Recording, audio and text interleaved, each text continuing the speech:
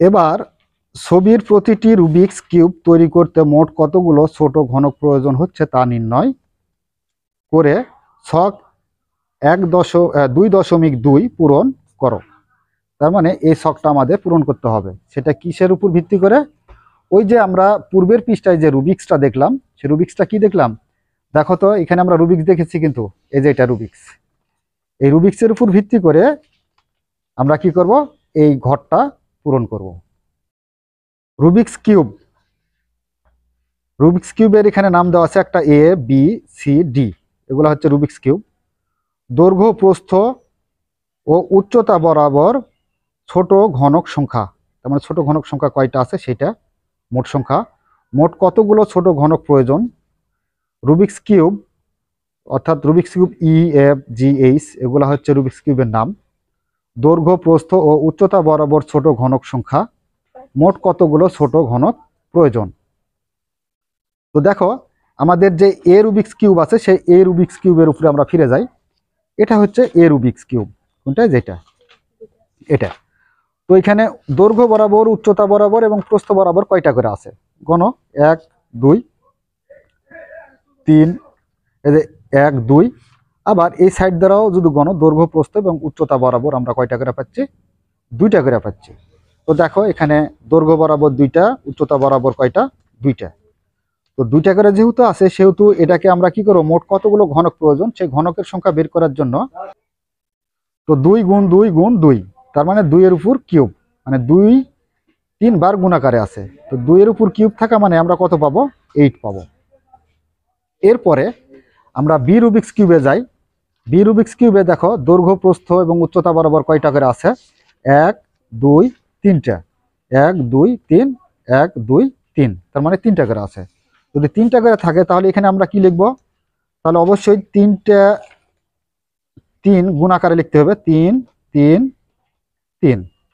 তাহলে এখানে 3-এর উপর পাওয়ার কত হবে? এখানে কয়টা 3 গুণাকারে আছে? 3টা। তো 3টা থাকলে এখানে কত হবে? পাওয়ার 3। তো 3-এর উপর যদি কিউব থাকে তাহলে কত হয়? 27। আচ্ছা, এবার সি রুবিক্স কিউবে যাও। সিতে কি আছে? সিতে কয়টা করে আছে দেখো। সিতে আছে 1, 2, 3, 4। তার মানে 1, 2, 3, 4, মানে দৈর্ঘ্য, প্রস্থ এবং উচ্চতা বরাবর কয়টা করে আছে? 4টা করে আছে। তাহলে এখানে দৈর্ঘ্য, প্রস্থ, উচ্চতা বরাবর 4টা করে আছে। আমরা একে মোট কতগুলো ঘনকের প্রয়োজন সে ঘনকগুলো বসাবো। তাহলে 4 গুণ 4 গুণ 4 সমান 4-এর উপরে কত কিউব হবে? কিউব। তো 4-এর উপর কিউব হলে কত হয়? 64। এবার ডি রুবিক্স কিউবে যাও। তো ডি রুবিক্স কিউবে গেলে পরে কত হয় দেখো। ডিতে আছে কত? 1, 2, 3, 4, 5। আবার এই সাইড দেখো, 1, 2, 3, 4, 5। কারণ প্রতি ক্ষেত্রে কয়টা করে আছে? 5টা করে আছে, মানে দৈর্ঘ্য, প্রস্থ এবং উচ্চতা বরাবর। তাহলে এখানে দিয়ে দাও 5, এখানে 5 গুণ 5 গুণ 5 সমান 5-এর উপরে কি হচ্ছে আমাদের? কিউব। তো 5-এর উপর কিউব করলে কত হয়? তো 5-এর উপর কিউব করলে দেখো 5 দ্বারা 5-এ গুণ করি আমরা। 5 গুণ 5, 5 5 25। 25কে আবার কি করতে হবে? 5 দ্বারা গুণ করতে হবে। তো 25কে যদি 5 দ্বারা গুণ করো তাহলে কত হয়? 125 হয়। তাহলে এখানে আমাদের কত হবে? 125। 125।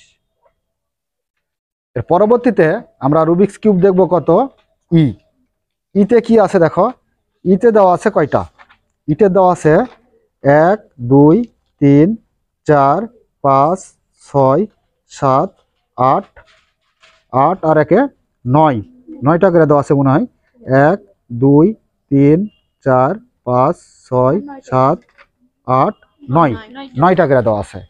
তো যেহেতু 9টা করে দেওয়া আছে তাহলে এখানে আমাকে কি করতে হবে? দৈর্ঘ্য এবং প্রস্থ এবং উচ্চতা বরাবর 9টা করে আছে। তাহলে মোট কতগুলো ছোট ঘনক প্রয়োজন? তো ছোট ঘনক কতগুলা প্রয়োজন সেটা বের করার জন্য আমরা কি করব, যে এখানে 9টা, তাহলে দৈর্ঘ্য, প্রস্থ এবং উচ্চতা বরাবর কত করে দেবো আমরা? 9 করে দেবো।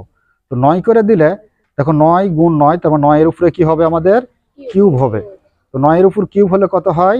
9 দ্বারা 9 গুণ করো, 9 9 81। 81কে আবার কত দ্বারা গুণ করব? 9 দ্বারা গুণ করব। 9 কে 9 আর 9 দ্বারা 8 গুণ করলে পরে কত হয়? 8 নং 72, তাহলে 723। এরপরে এফ রুবিক্স কিউবে কত আছে? এফ রুবিক্স কিউবে দেখো 1 2 3 4 5 6, 6টা না 7টা? 1 2 3 4 5 6 7 8টা করে আছে। তাহলে 8টা করে দাও। তাহলে 8টা দিলে এখানে 8, তাহলে 8 দৈর্ঘ্য প্রস্থ এবং উচ্চতা বরাবর কি হবে? গুণ হবে। গুণ হলে 8-এর উপরে কি হবে? কিউব হবে। আর 8-এর উপর কিউব হওয়া মানে কত? 8 দ্বারা 8-কে 3 বার গুণ করতে হবে। তো 8 দ্বারা 8-কে গুণ করলে কত হয়? 8 8 64, 64-কে আবার 8 দ্বারা গুণ করো। 4 8 32-এর 2, হাতে 3, 6 8 48 আর 3 51, 512। আমরা এখানে লিখে দিতে পারি কত? 512। এরপরে জি রুবিক্স কিউবে যাও। জি রুবিক্স কিউবে কি আছে? কয়টা করে আছে? 1 2 3 4 5 6 7টা করে আছে। তো 7টা করে যদি থাকে তাহলে জিতে বসে দাও 7। তাহলে এখানে 7 গুণ 7 গুণ 7 সমান 7-এর উপরে কিউব সমান 7-এর উপর যদি কিউব থাকে তাহলে 7 দ্বারা 7-এ গুণ করতে হবে। তো 7 দ্বারা 7-এ গুণ করো। 7 7টা কত হয়? 49, 49-এ আবার 7 দ্বারা গুণ। তো 7 নং কত হয়? 63 3, আর থাকে 6, 4 7 28 আর 6 34, 343, 343 হবে এখানে। এরপরে এইচে কত আছে দেখো? এইচে আছে 6টি, 1 2 3 4 5 6টি। তো 6টি আছে, তাহলে এখানে লিখে দাও 6। তো 6 গুণ 6 গুণ 6 সমান 6-এর উপরে কি হবে? কিউব হবে। তো 6-এর উপর কিউব থাকলে কত হয়? 6 দ্বারা 6 গুণ করো, 6 6 36, 36-কে আবার 6 দ্বারা গুণ করলে 216 হয়। তো এটা হচ্ছে আমাদের ছক 2.2 পূরণ।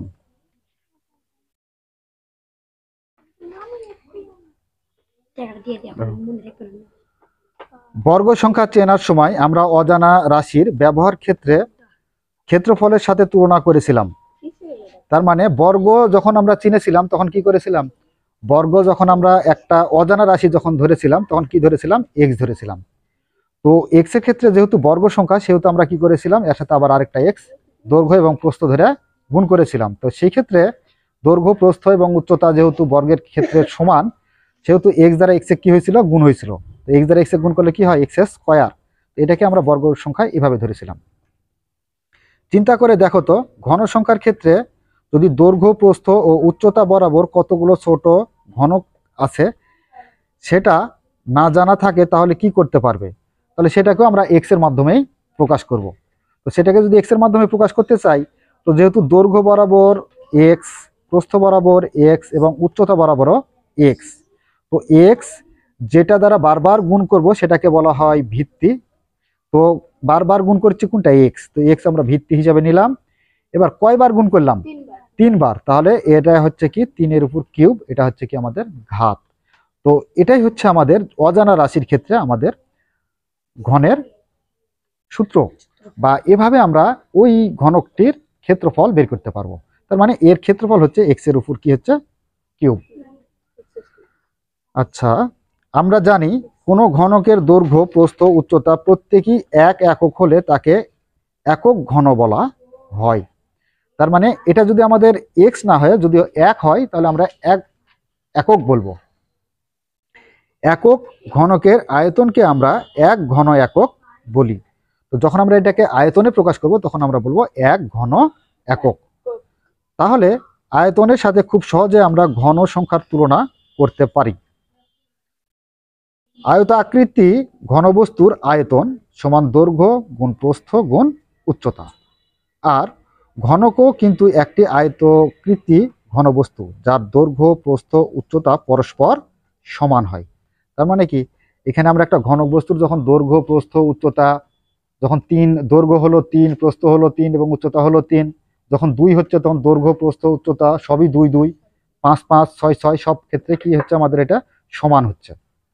তাই আমরা বলতে পারি ঘনকেরও দৈর্ঘ্য প্রস্থ এবং উচ্চতা পরস্পর সমান। তাহলে ছবির ঘনকের আয়তন, দৈর্ঘ্য, প্রস্থ উচ্চতা। তো দৈর্ঘ্য হচ্ছে কত, দেখো এই ছবিটা দেওয়া আছে, ছবিটা হচ্ছে দৈর্ঘ্য কত এক্স, প্রস্থ কত এক্স, আবার এটা হচ্ছে আমাদের দৈর্ঘ্য, এটাও এক্স, আর এটা হচ্ছে কি আমাদের উচ্চতা, উচ্চতাটাও এক্স। তো সেক্ষেত্রে আমরা কি করি, আয়তনের ক্ষেত্রে দৈর্ঘ্য প্রস্থ এবং উচ্চতা লিখলাম, লেখার পরে 3টা এক্স গুণ আকারে আছে, তো এক্স এর উপর কিউব দিয়ে দিলাম। উপরে উদাহরণ থেকে আমরা পেলাম যে এক্স কিউবকে গঠন করতে এক্স কে 3 বার গুণ করা হয়েছে। তো এক্স কে কয়বার গুণ করা হয়েছে, 3 বার। আমরা x into x into x, x কে যদি 3 বার গুণ করি তাহলে কি হবে, এক্স কিউব হবে।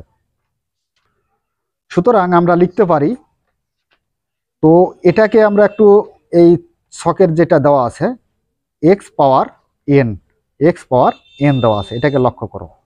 তার মানে এই এক্সটা এক্সটা কতবার গুণ অবস্থায় আছে সেটা বলা হয়েছে।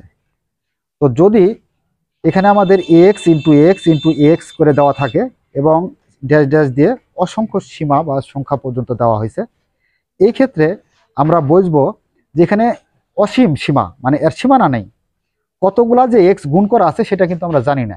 তো সেই ক্ষেত্রে আমরা এর মানটা ধরে নেব কত, এন। তো মনে করি যে আমরা এন সংখ্যক বার গুণ অবস্থায় আছে, তো সেই ক্ষেত্রে আমরা এখানে এক্স পাওয়ার এন দিয়ে দেবো। তাহলে এটাই আমরা বুঝবো যে এক্স এন সংখ্যক বার গুণ অবস্থায় আছে, এক্স এন সংখ্যক উৎপাদক। তার মানে এনটা হচ্ছে কি আমাদের, এনটা হলো ঘাত বা সূচক, আর এক্সটা হচ্ছে কি আমাদের ভিত্তি। যেমন এর পূর্বে আমরা কত 3 এর উপর পাওয়ার কত করলাম, 3 করলাম। তো এখানে আমাদের এই যে এই 3টা হচ্ছে কি আমাদের, 3টা হলো ভিত্তি, আর এই উপরে পাওয়ারের যে ডান পাশে আছে সূচক, এটাকে সূচক বলে, ঘাত বলে, পাওয়ার বলে। তো কোনো রাশিতে একই উৎপাদক যতবার গুণ আকারে থাকে তাকে ওই উৎপাদকের সূচক বলে, আর ওই উৎপাদকটি ভিত্তি বলে। তার মানে উৎপাদককে কি বলবো আমরা, উৎপাদকটিকে ভিত্তি বলবো। যেমন এই যে এখানে আছে কি এক্স এর উপর এক্স গুণ এক্স গুণ এক্স করে কি হলো আমাদের এক্স কিউব হলো। তো এক্স কিউবের এটা হচ্ছে উৎপাদক, এই উৎপাদকটা হচ্ছে কি আমাদের ভিত্তি, আর উপরে যতবার গুণ অবস্থায় থাকবে সেটা হচ্ছে কি আমাদের সূচক বা ঘাত। নিচের ছবি থেকে সংখ্যার সূচকের সাথে অজানা রাশির সূচকের কি কোনো মিল খুঁজে পাচ্ছ? তার মানে এখান থেকে আমরা কি কোনো মিল খুঁজে পাচ্ছি সেটা আগে দেখতে হবে। তো দেখো নিচের আমরা যেই চিত্রটা দেওয়া আছে সেই চিত্রটা একটু ভালোভাবে লক্ষ্য করি, লক্ষ্য করলে আমরা দেখতে পাবো এটা হচ্ছে একটা সূচকীয় রাশি, এটা হচ্ছে আমাদের কি সূচকীয় রাশি। এই সূচকীয় রাশির এই যে 5 আছে না, এই 5টা কি, 5টা হচ্ছে আমাদের ভিত্তি, মানে এটা বারবার গুণ অবস্থায় আছে, তো 5 হচ্ছে কি আমাদের ভিত্তি, ভিত্তি। আর এই যে 3টা কি, 3টা হচ্ছে কি আমাদের সূচক বা ঘাত। আবার এটার ক্ষেত্রে আসো, এটার ক্ষেত্রে এক্সটা হচ্ছে কি আমাদের, এক্সটা হচ্ছে ভিত্তি, এবং এই যে পাওয়ার 3 আছে, 3টা হচ্ছে কি আমাদের ঘাত, ঘাত। তো দেখো এখানে এখানে বলে দেওয়া আছে 5 এবং এক্সটা হলো কি আমাদের ভিত্তি, আর 3 আবার এখানকার হচ্ছে এক্স এর উপর যে 3 আছে সেই 3টা হচ্ছে আমাদের সূচক বা ঘাত।